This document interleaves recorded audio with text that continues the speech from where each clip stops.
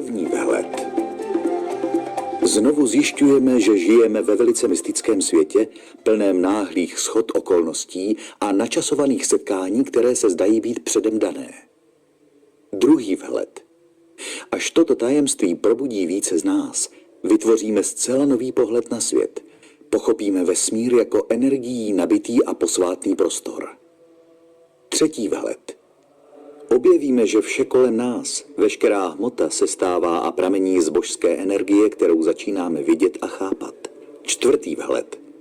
Z tohoto úhlu pohledu uzříme, že lidé si vždy připadali nejistí a odpojení od tohoto posvátného zdroje a snažili se získat energii nad vládou nad druhými.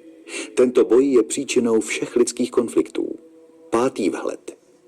Jediným řešením je cesta opětovného osobního spojení s posvátnem, mystická transformace, která nás naplní nekonečnou energií a láskou, rozšíří naše vnímání krásy a povznese nás k vědomí vyššího já. Šestý vhled. V tomto vědomí upustíme od našeho modelu ovládání a odhalíme příznačnou pravdu.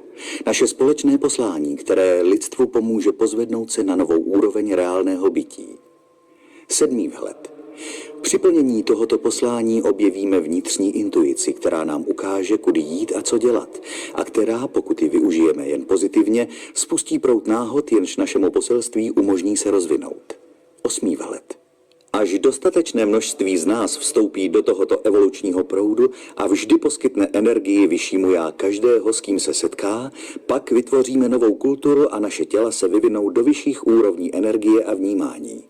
Devátý vhled. Tímto způsobem přispějeme k dlouhé cestě evoluce od velkého třesku až po konečný cíl života. Generaci za generací budeme nabíjet těla energií, až vstoupíme na nebesa, jež konečně uzříme.